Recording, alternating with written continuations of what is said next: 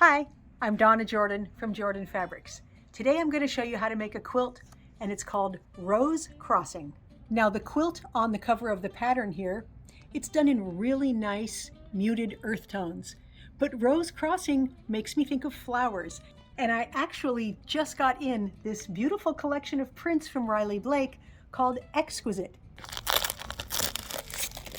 Now this collection is just full of beautiful floral prints. We've got a lot of big roses, we've got little roses, we've got leaves, a nice blend of colors, and I'm really excited to see what these prints will look like made up in the Rose Crossing pattern. This is a pattern from the Quilt Factory designed by Deb Grogan, and it makes an 80 by 80 inch quilt. And all we need is either 2 1/4 yards of assorted prints or a layer cake, and that's what I'm going to use, the layer cake. 3 3/4 yards of background. I'm going to use a nice white. And then we need a yard. The yard will be used as an accent and the binding, so that's all we need to make the whole quilt top. The first step is to cut the layer cake squares. And what's nice is they're all cut exactly the same way. So I'm going to cut about 6 at a time because that's what I'm comfortable cutting. Now I can't give you the exact sizes I'm going to cut them to because it's not my pattern, but there's a very nice diagram in there that shows you exactly what cuts to make.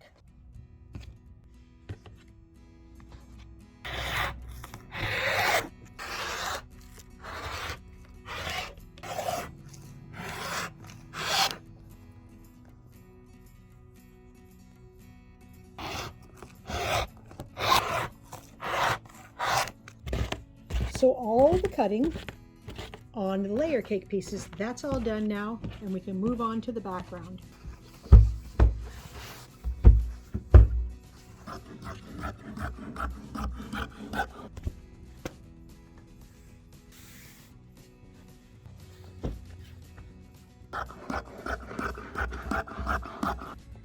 Now, one thing I don't talk about very often is how often do you change the rotary blade?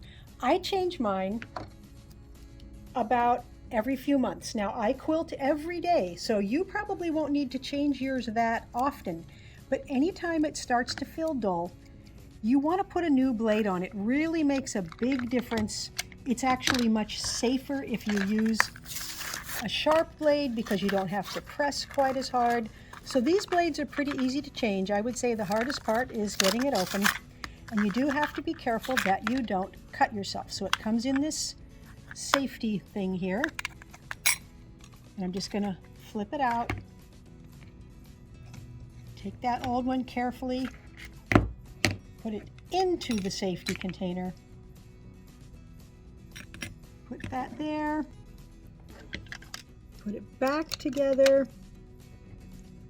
Put that little washer on. And it usually comes with a little bit of oil on it. So I usually take a scrap here and rub it. Just be real careful that you don't cut yourself. Roll it around, get that oil off of it.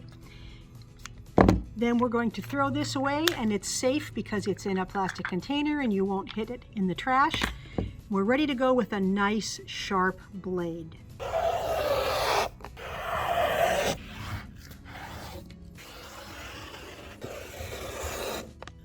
Okay, these are all the pieces we need to lay out the basic block for the quilt.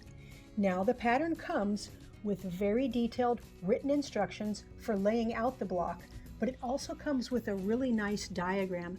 And I'm finding that it's much easier just to follow the diagram to lay out the pieces. So that's what I'm going to do.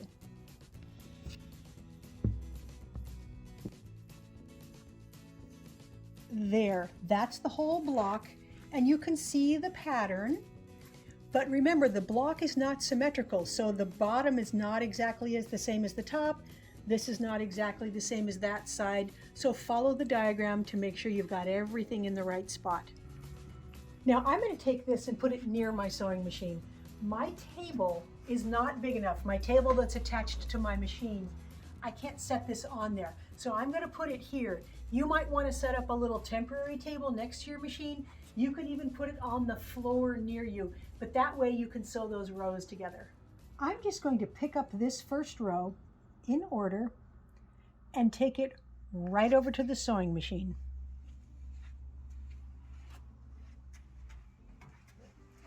Now I find it useful to lay it back out kind of in the same order. So I'm just going to spread it back out so I know what goes where. So that's the order it's going to be in. And I like to start at this end and add pieces in that direction. So we'll take this one and the next piece and put them right sides together, and we'll slide this right over.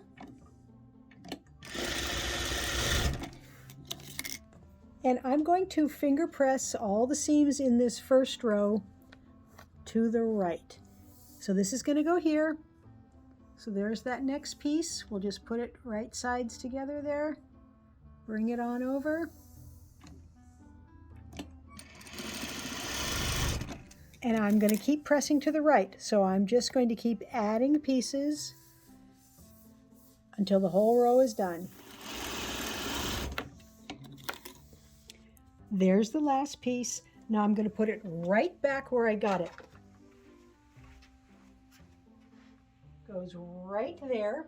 And I'm going to pick up the next row and I'm going to sew all those pieces together, but this time I'm going to finger press to the left. Then the next row will go to the right. So I will keep sewing rows together and I will keep alternating the directions of those seam allowances. There's the last row. And you'll notice that there's not very many places where we have to match intersections. Most of the rows have no matches at all. So where they do come together, they're all nesting and they're all going in opposite directions. So I'm just going to take these first two rows, put them right sides together. They're exactly the same length. It's very, very easy to stitch these up.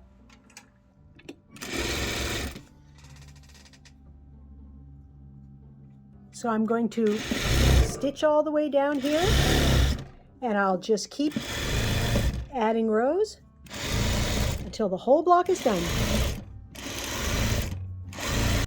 The block is done.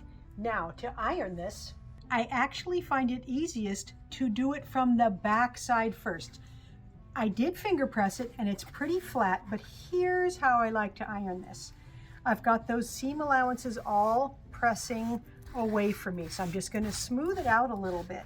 Then I'm going to take a dry iron and I'm going to kind of hold the patchwork down here with my iron and then pull this a little bit. And I am moving my iron the same direction that those seam allowances are pressed. And again, press it here with your iron, pull it a little bit, and just kind of gently pull away. That's making sure all those seams are nicely opened up and that the seam allowances will stay facing the way that we want them to. Now we can flip it over. And I think I will spin it around again so those seam allowances are pressing away from me. Smooth it out with your hand some. And I'm going to use a dry iron and I'm going to pull it a little bit more. This is making sure it gets really flat. Once I think it's nice and flat and stretched out, then I'm going to add the steam. Doing it this way, the steam really sets those seam allowances exactly how you want them to go. And what you can do is if you see something that looks like it's a little wavery, you can pull it a little bit like this and then re-iron. So I like to do it like this, and then I might even turn it sideways, because if you have that directly facing you, you can see if these seams look straight or if you've got something going a little crooked, you can fix it up with your iron. Okay, I've got all the blocks done now, and I'm ready to lay out the quilt. Now the way to know if you've got the blocks correct, because remember, they're not symmetrical, is to keep the single print one on the right and the single background one on the left. So we're going to lay them all out like that.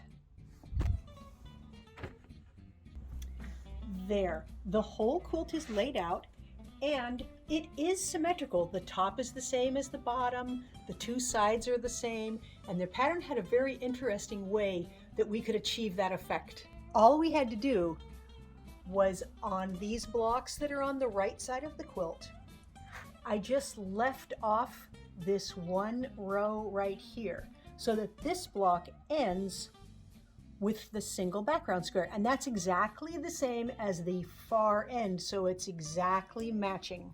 Then on the blocks that are on the bottom of the quilt, we left off this row here so that I end with dark patchwork here, just like I do on the top of the quilt.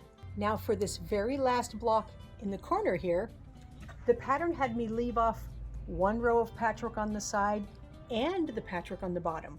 So now the entire quilt is completely symmetrical. Now the instructions show you how to make the different blocks, but they're really exactly the same except for the row on the right and the row on the bottom. I've got the top all stitched up. I've got it loaded onto the quilting machine, and now I need to pick a thread color.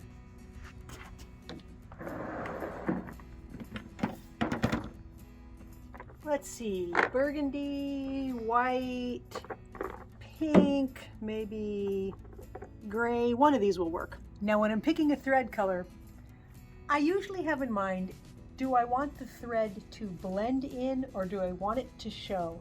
Now on this quilt, whatever I use that's colorful, it's going to show in the white. So white would actually be one of my choices here. I don't often use white thread.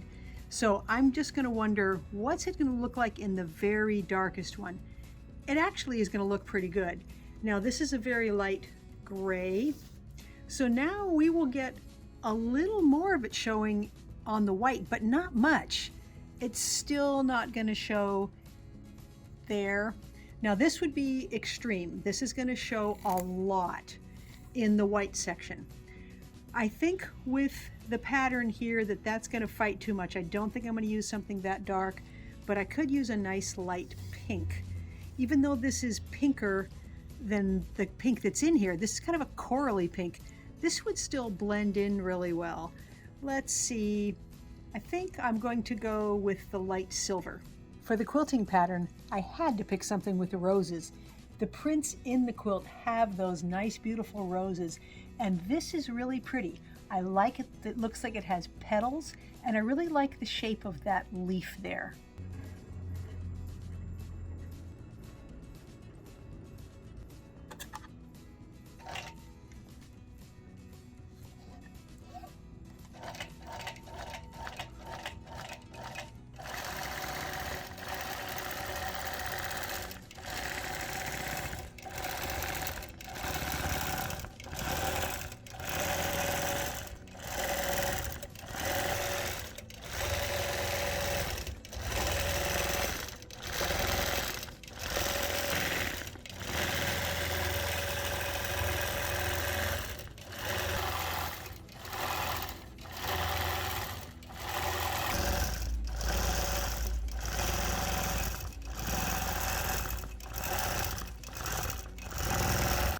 The rose crossing quilt is all done.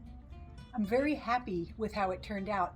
I like that you can see the crosses very clearly, and you can see those little diagonal pathways. It's a very pleasing overall pattern.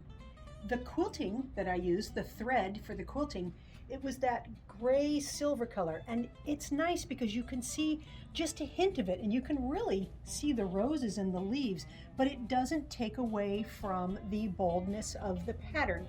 Now these crosses here, that's the accent fabric. They're in every one of these crosses, and that same fabric, that's what we used here on the binding, and that makes a nice frame because it's darker. Now the back side, it's a teeny little overall gray and white print. Binding looks good on that side as well, and you again can see just the hint of roses, which is very pretty. The quilt turned out 80 by 80 inches. It's a big square quilt, and it was nice to make because each one of the blocks was pretty big, and so when you got done with one block, you've made a lot of progress towards getting the whole quilt done, so it seemed to go together very fast. Thank you so much for watching our tutorial today. We hope you enjoyed it. Now we're going to have another giveaway. This is a nice big quilt called Hint of Fall. This was made with patchwork, and then it's got leaves that are appliqued on top of the patchwork. We did a video showing how to make it, so of course you could make one for yourself, but today you could win it. And it's very easy to enter our giveaways. All you have to do is click the link right below this video that says giveaway, and you put in your email address and your name, and we can send the quilt to a winner anywhere in the world. So good luck. Now, if you like our tutorials and you want to support us, the best thing you can do is subscribe to our YouTube channel. That really helps us out. Happy quilting!